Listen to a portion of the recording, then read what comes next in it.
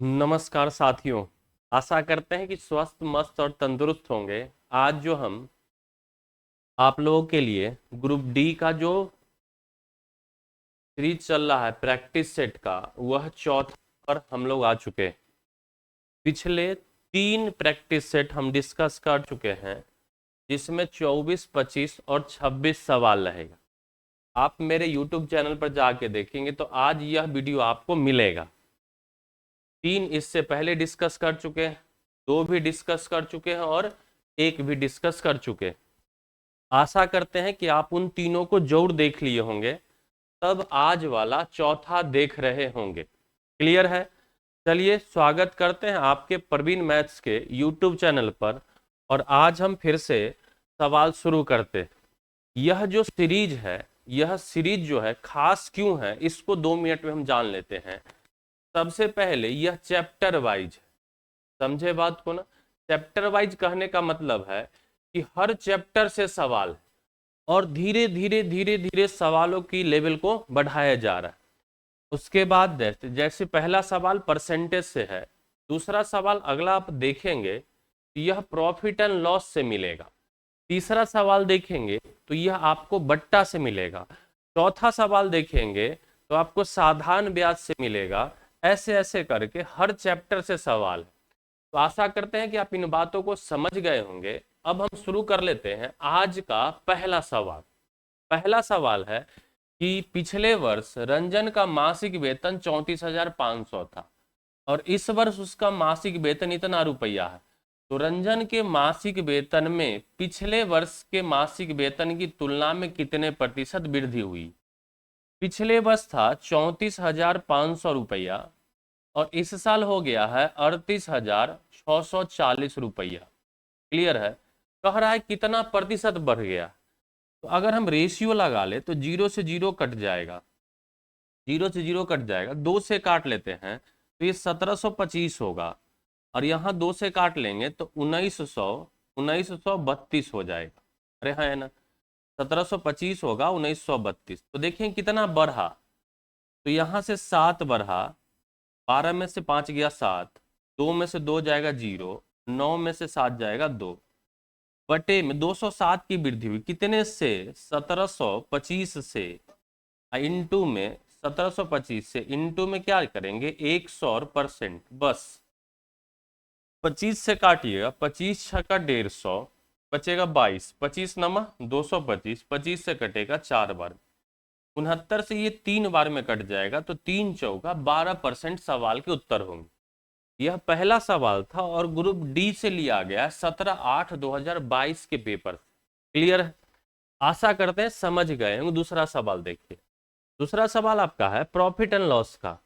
और हम बोले हैं ना कि ये चैप्टर वाइज हर चैप्टर से एक एक सवाल लिया गया।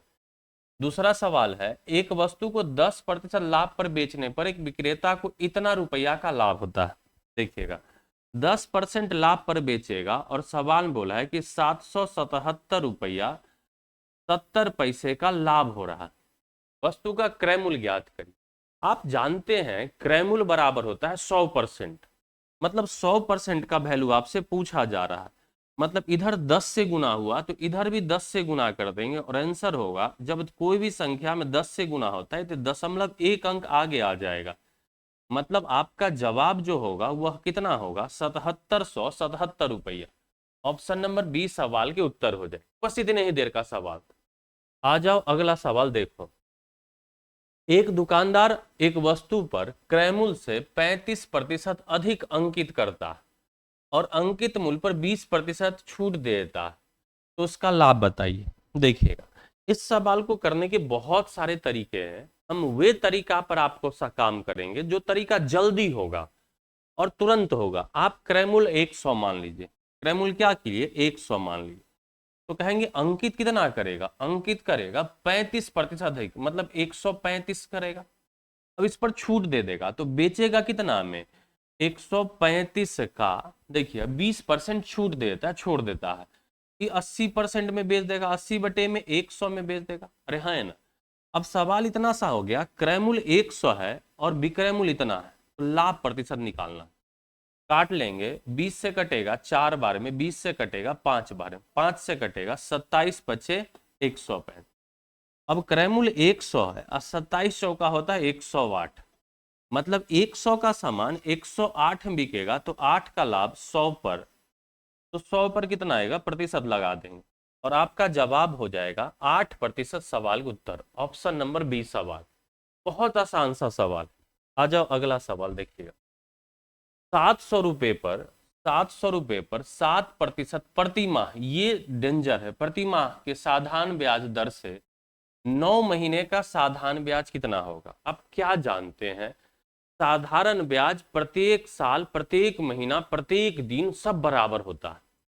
7% की दर से 9 महीने प्रति माह, 7% प्रति माह मतलब एक महीना में उसको 7% ब्याज मिलेगा। एक महीना में कितना ब्याज मिलेगा? 7%। तो 9 महीने में ब्याज कितना मिलेगा? 7×9 63%।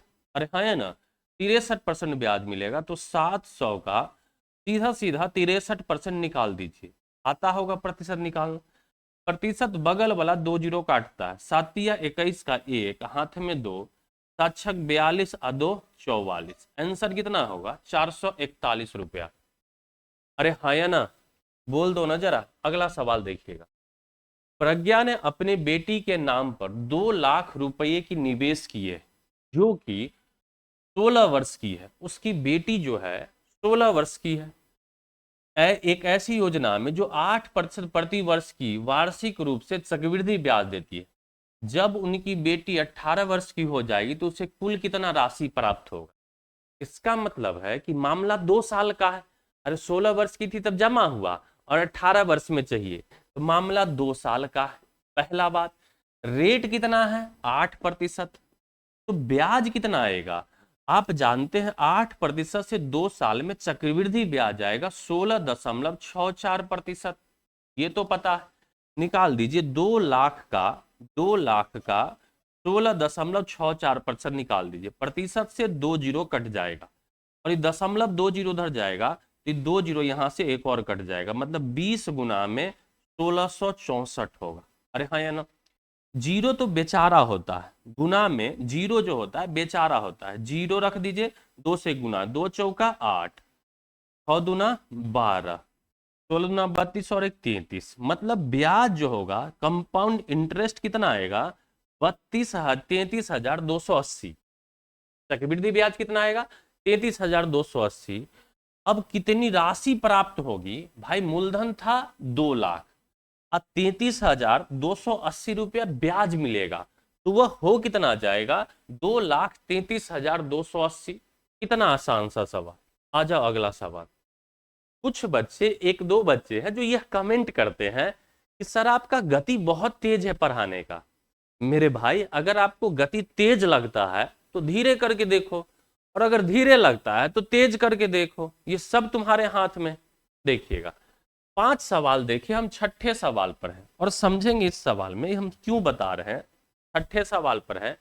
5 सवाल में पहला सवाल था प्रतिशत का, दूसरा सवाल था लाभ और हानि का, तीसरा सवाल था डिस्काउंट का, बट्टा का, चौथा सवाल था साधारण ब्याज, पांचवा सवाल था चक्रवृद्धि ब्याज। अब जो सवाल है वह अनुपात का है, अनुपात और समानुपात का। जब भी आपको ऐसा दिखे, जब भी आपको ऐसा दिखे तो आप क्या करते हैं कि बाहर बाहर वाला का गुना होता है और अंदर अंदर वाला गुना, दोनों बराबर में होता है। गुना करें, 3 से गुना होगा, 3 दूना 6x प्लस में 3 सते 21y बराबर में होगा 8 से गुना, 8 चौका 32x माइनस में 8 त्रिक 24y। अरे होगा, x और y को एक तरफ कर लीजिए, इधर से आएगा तो 6x आई 32x, तो माइनस का 26x होगा क्या? अरे हाँ है ना, हो जाएगा। माइनस का 26 है, इधर जाके कितना हो जाएगा? माइनस का बराबर में माइनस का 45y हो जाएगा, बराबर में माइनस 24y है 21y, तो माइनस का कितना होगा? 45y है ना। माइनस से माइनस खत्म हो जाएगा, x बटे y कितना आएगा? 45 बटे में 26। अरे है ना, आपसे पूछ रहा है x रेशियो y, x कितना है? 45 और y कितना है? 26। ऑप्शन नंबर ए सवाल के उत्तर हो जाए। बस इतना सा ही सवाल था। आ जाओ अगला सवाल। और आप देख सकते हैं कि यह भी सवाल ग्रुप डी का 26/8/2022 के पेपर का है। हम कोशिश यही करते हैं कि ग्रुप डी का अगर सेट प्रैक्टिस सेट बनाए तो उसमें हर एक जो सवाल रखा जाए वो ग्रुप डी का रखा जाए, ताकि आपको इससे यह पता चल सके कि जो भी सवाल ग्रुप डी में कैसे पूछे जाते हैं और कैसे आएंगे, यही प्रीवियस ईयर जानने से। देखिएगा, यह सवाल है एक आयु संबंधित प्रश्न। राजेश की बेटी की आयु राजेश की पत्नी की आयु के 3 बटा। देखो मेरे भाई, बेटी की जो आयु है उसकी पत्नी की 1/3 है। पत्नी की कितना है? 1/3 है। तो पत्नी 3 है तो उसकी बेटी कितनी की होगी? 1 की। बोलो हाँ या ना। आगे बढ़ते हैं। राजेश की पत्नी की आयु राजेश की आयु का 3/4 है।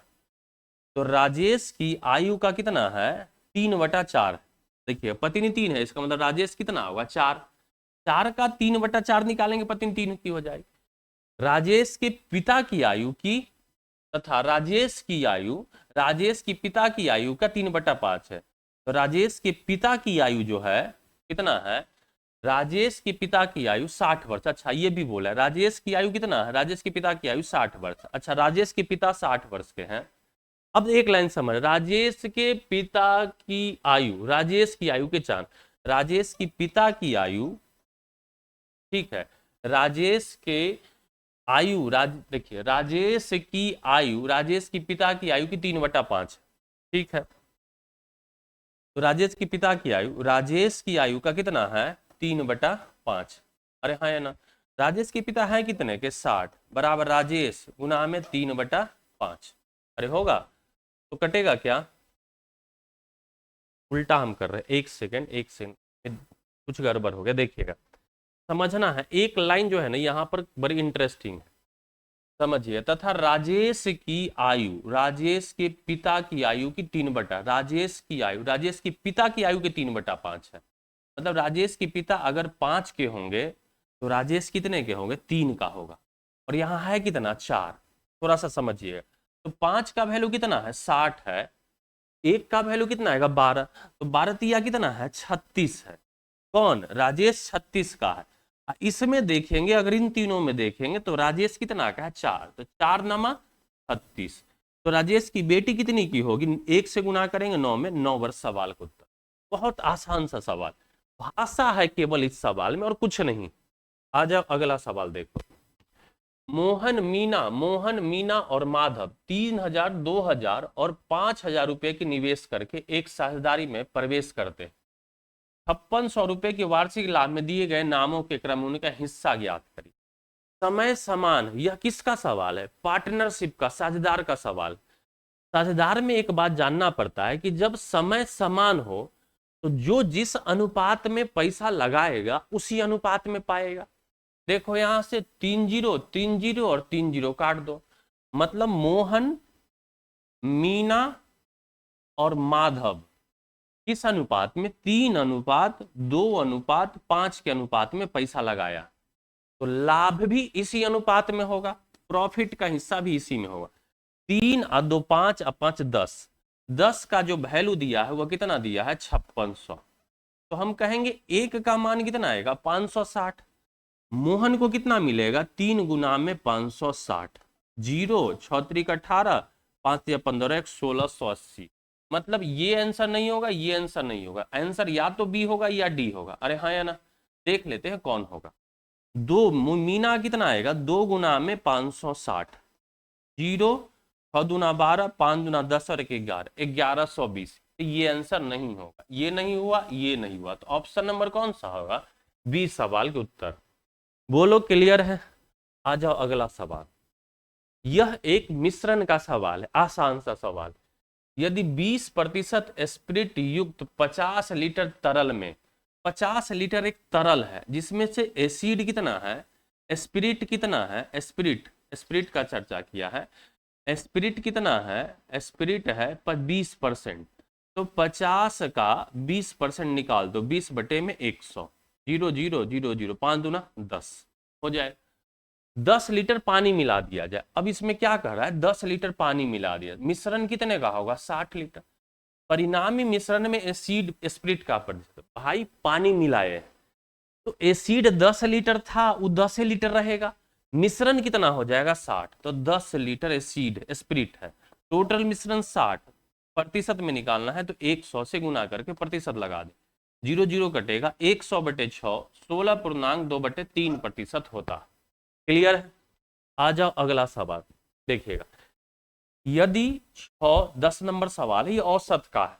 6 7 12 और x-1 और 10 का औसत 10 है। औसत में क्या होता है, सबको जोड़िए, जितना भी संख्या है उस सबको क्या करिए, जोड़िए, और जितना है उससे क्या करिए, भाग लगा दीजिए। कितना है, 1 2 3 4 5, 5 से भाग लगा दीजिए और बराबर में 10 हो गया।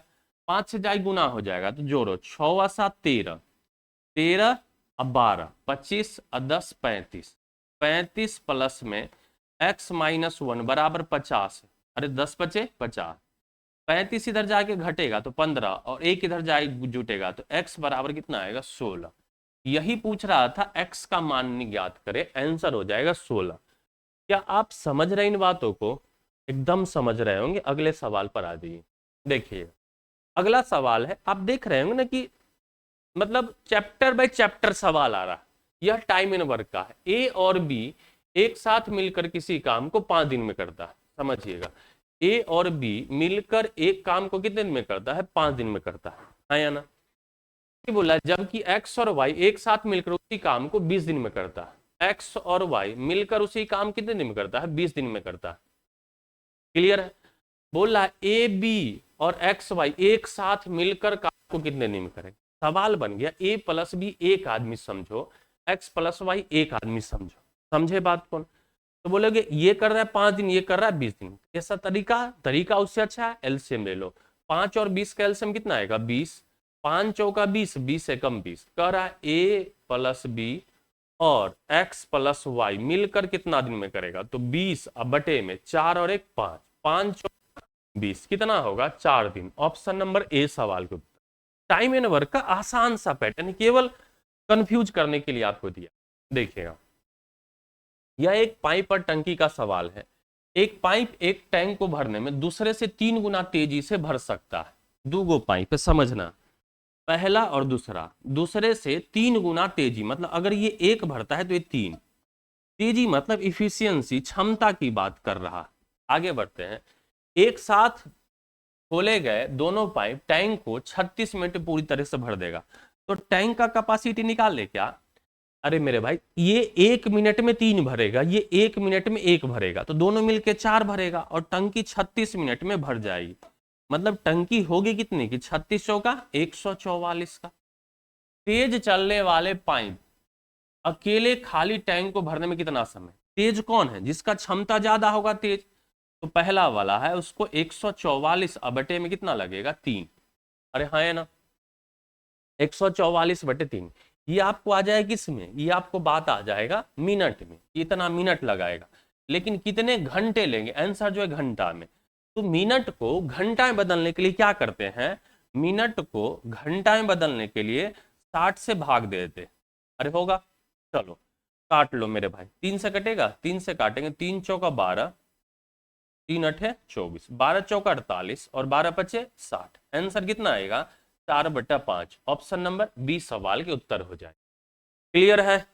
आशा करते हैं कि आप समझ रहे होंगे। देखिएगा, यह एक चाल दूरी का सवाल है। राम बाबू समान गति से चल रहे हैं, स्पीड फिक्स है, समझ रहे हैं ना, और उन्हें 5 सेकेंड में 25 मीटर की दूरी तय की। तो 3 सेकेंड में कितनी दूरी तय कर, ये तो आसान सवाल। 5 सेकेंड में 25 मीटर, बचे 25, तो 3 बचे 15 मीटर। सवाल का उत्तर, कहानी खत्म। इससे भी कोई आसान सवाल हो सकता है क्या? आ जाओ अगला सवाल। एक ट्रेन, यह है ट्रेन, बेस्ड ऑन ट्रेन का है सवाल। एक ट्रेन 79.2 किलोमीटर प्रति घंटा गति से चल रही है, तो 7 सेकेंड में खंभे को पार करती है। ट्रेन की लंबाई ज्ञात करी। यहां से एक बात सुन लेंगे, एक कॉन्सेप्ट होता है कि अगर कोई ट्रेन किसी खंभे को या पेड़ को या आदमी को पार करती है, इसका मतलब ट्रेन अपनी लंबाई को पार करती है। अरे हाँ या ना?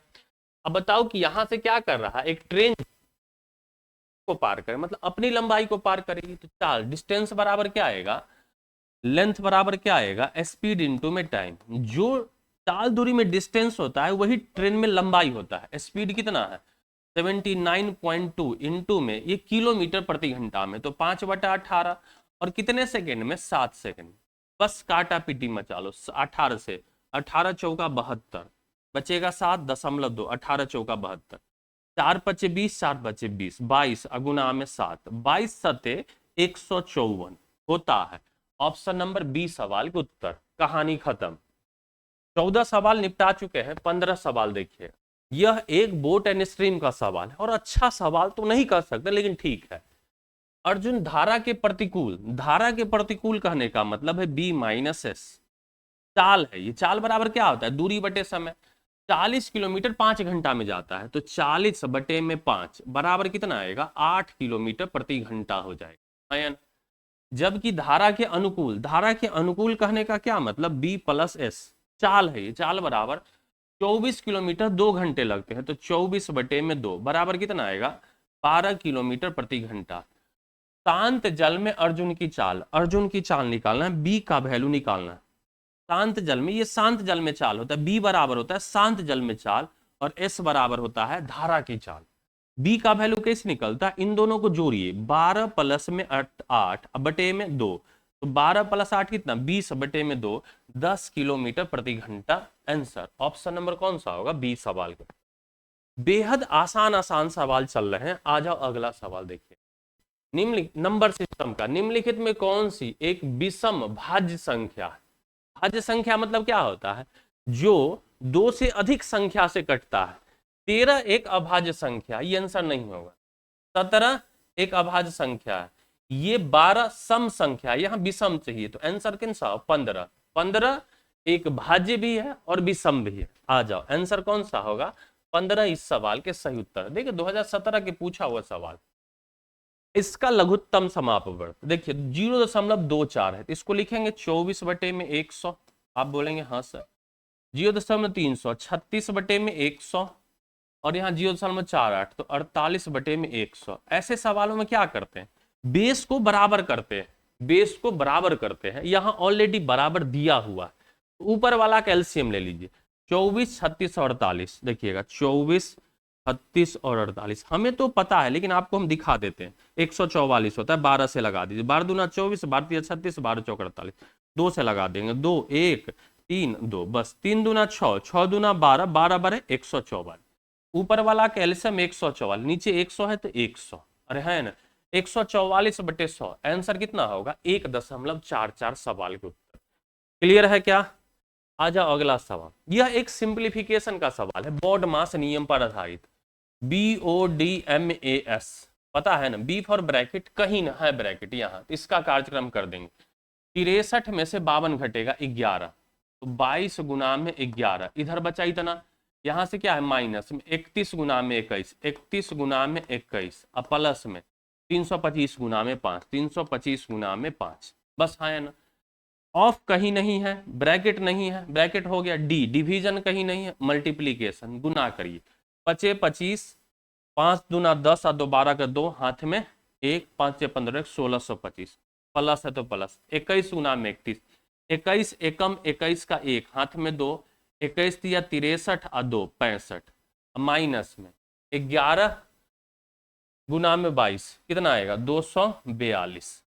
अब इन दोनों को जोड़ दीजिए, 2 और 5 7, नहीं ये तो घटेगा ना, इसको इसको जोड़ दीजिए, इसको 1/6, 5 और 2 7, 16 और 6 22, 2276 में से 242 घटा लेंगे। 6 में 2 गया 4, 7 में 4 गया 3, 0 2, 2034। ऑप्शन नंबर कौन सा होगा, सी सवाल के उत्तर हो जाए। बेहद आसान से सवाल है। आ जाइए अगले सवाल देखिएगा। 19 नंबर है, एक आपका वर्गमूल या घनमूल कह सकते हैं। इसके पीछे कहानी है। 1 का स्क्वायर कितना होता है 1 होता है। 11 का स्क्वायर कितना होता है 121 होता है। 111 का स्क्वायर कितना होता है 1 2 3, 1 3 2 1, 2 1 होता है। 1111 का स्क्वायर कितना होता है 1 2 3 4 3 2 1 होता है। यहां से समझना है कि अगर हम 1 का वर्गमूल निकालेंगे 1 आएगा, 121 का वर्गमूल निकालेंगे 11 आएगा, 123, 2 1 का वर्गमूल निकालेंगे 11, 111, 1 2 3 4 3 2 1 का वर्गमूल निकालेंगे तो 1111। ऑप्शन नंबर कौन सा होगा, यही पूछ रहा था, ये बात आपको पता होना चाहिए। आजा मेरे राजा अगले सवाल पर। देखो अब हम आ गए हैं अलजेब्रा के तरफ। कहाँ आ गए हैं, अलजेब्रा। समझिएगा, x प्लस 1/x बराबर 12 देख कर रखा है, x square minus 1/x square दे रखा है, इसका वैल्यू पूछ रहा है, x to the power 4 minus में 1/x टू दी पावर 4 का मान पूछ रहा है। तो ये क्या होता है, एक्स स्क्वायर प्लस में 1/x स्क्वायर इंटू में होता है एक्स स्क्वायर माइनस में 1/x स्क्वायर होता है। इसका मान तो दे रखा है कितना, 50, इसका निकालना है। तो ये दिया हुआ है आपको, x प्लस 1/x बराबर आपको 12 दिया हुआ है, तो एक्स स्क्वायर प्लस में 1/x स्क्वायर बराबर जो होगा 12 का स्क्वायर माइनस में 2 होगा, 12 का स्क्वायर 144 में से 2 घटेगा 142, मतलब x square plus 1/x square का मान कितना आएगा 142। गुना कर 0 रह जाएगा, 5 से 5 दूना 10, 14 25 70 और 1 71। आंसर कितना हो जाएगा 7100 सवाल के उत्तर। बोलो क्लियर है। आ जाओ अगला सवाल, त्रिकोणमिति का अच्छा सवाल कह सकते हैं वैल्यू पुटिंग में। साइन ए प्लस बी, साइन ए प्लस बी बराबर √3/2 दिया हुआ, तो क्या कहेंगे, साइन ए प्लस बी बराबर √3/2 दिया है, तो इसका मतलब होगा साइन 60 डिग्री। तो यहां से आप बोल सकते हैं a प्लस बी बराबर क्या होगा 60 डिग्री, a प्लस बी बराबर मेरे प्यारे क्या आएगा 60 डिग्री। और यहां से जरा समझेंगे, cos a माइनस बी बराबर √3/2, तो cos 30 होता है, तो a माइनस बी बराबर कितना आएगा 30 डिग्री। आपसे पूछ रहा है a और b के कौन से संभावित मान, a का मान कैसे निकलेगा, इन दोनों को जोड़ो, 60 प्लस में 30, अब बटे में करो 2, 60 प्लस 30 90 बटे में 2 45। फिर b का मान कैसे निकलेगा, इन दोनों को घटाओ, तो 60 में से 30 घटेगा, अब बटे में 2 होगा, तो 30 बटे 2 कितना आएगा 15 डिग्री, मतलब 45 डिग्री और 15 डिग्री सवाल के उत्तर हो जाए। आ जाओ अगले सवाल पर। देखिएगा यह एक ज्योमेट्री का सवाल, यदि दो समांतर रेखा को प्रतिच्छेद करने वाली तिर्यक रेखा, देखिए दो समांतर रेखा है ये, और इसको प्रतिच्छेद करने वाली ये तिर्यक, ये तीसरा ये वाला जो अलग कलर से हम ले रहे हैं ये तिर्यक रेखा है। समझिए ये वाला जो रेखा ये तिर्यक, कि एक ही ओर दो आंतरिक कोण, एक ही ओर दो आंतरिक कोण का अनुपात कितना है 2:3 है। अरे हाँ या ना, तो दोनों कोण में सबसे बड़ा, आपको एक बात पता होना चाहिए कि इन दोनों कोणों का योगफल 180 होता है। समझ रहे हैं बातों, रेशियो में जोड़ेंगे 2 और 3 कितना 5, 5 का वैल्यू कितना आएगा 180, एक का वैल्यू कितना आएगा 36, एक का वैल्यू कितना आएगा 36 डिग्री आएगा। तो 2 और 3 में बड़ा कौन है 3, 3 का वैल्यू 36 या कितना होगा 108 डिग्री सवाल का उत्तर। क्लियर है क्या। आजा हम अगले सवाल पर आ जाते हैं। एक त्रिभुज की भुजाओं की लंबाई 5, 7 और 10 सेंटीमीटर, ठीक है, उस त्रिभुज का क्षेत्रफल ज्ञात कीजिए। त्रिभुज का क्षेत्रफल निकालने के लिए 2-3 फॉर्मूला आपको याद होना। पहला फॉर्मूला हीरो फॉर्मूला क्या होता है, अंडर रूट s इंटू में s माइनस ए इंटू में s माइनस बी इंटू में s माइनस सी, जहां s क्या होता है a प्लस बी प्लस सी बटे में 2 होता है, ये बात पता हो। अब निकाल दो, जहां a है 5 और 7 12, 12 10 22, 22 बटे में 2 कितना आएगा 11। अरे हाँ या ना, s निकल गया 11, s निकल गया 11, 11 में से 5 घटेगा तो 6, 11 में से 7 घटेगा तो 4, और 11 में से 10 घटेगा तो 1, 4 का वर्गमूल निकल जाएगा 2, 11 छक्का 66, 2√66। कहाँ उत्तर है, ऑप्शन नंबर बी सवाल के उत्तर। बेहद आसान से सवाल है, अगर इन सवाल में भी दिक्कत है तो आप अभी कहीं गणित का कोर्स कर लीजिए या कहीं ऑफलाइन जाके पढ़िए, आप में कॉन्सेप्ट का अभाव है। आ जाइए, एक घन के संपूर्ण पृष्ठ क्षेत्रफल और पार्श्व पृष्ठ क्षेत्रफल का अंतर देखिएगा। संपूर्ण पृष्ठ क्षेत्रफल क्या होता है 6a², पार्श्व पृष्ठ क्षेत्रफल क्या होता है 4a², का अंतर दिया हुआ है 4050। तो घन की प्रत्येक भुजा की लंबाई ज्ञात करिए। यहां से 2a² बराबर होगा 4050, 2 से कटेगा 2025, अरे है ना, तो a बराबर कितना आएगा 45, 2025 का वर्गमूल हो जाएगा 45। और पूछ रहा था घन की प्रत्येक भुजा की लंबाई ज्ञात करिए, मतलब एक की मान पूछिए, कितना आएगा 45। क्लियर है क्या? चलिए, इतना ही सवाल था, 24 सवाल आज हम डिस्कस किए। आशा करते हैं कि यह 24 सवाल आपको बेहद आसान तरीके से समझ में आ गया होगा, क्योंकि क्वेश्चन का लेवल बहुत ही आसान। फिर मिलते हैं हम ऐसे अगले वीडियो में। आज के लिए इतना ही। जय हिंद, जय भारत।